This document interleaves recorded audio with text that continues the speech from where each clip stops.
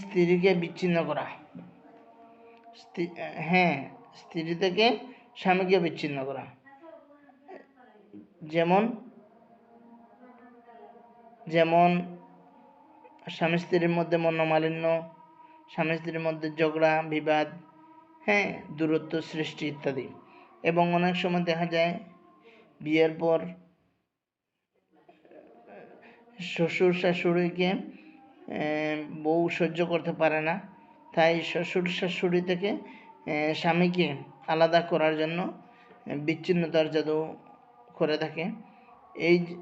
এই জাদুগুলা কিভাবে কাটবেন?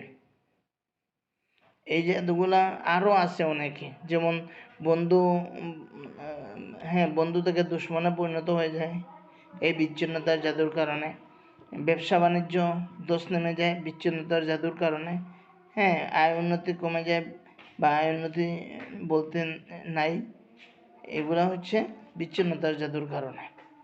এবার আসেন এগুলোর চিকিৎসা কীভাবে করবেন। আয়াতুল শিফা ও চিকিৎসার আয়াত পড়তে হবে।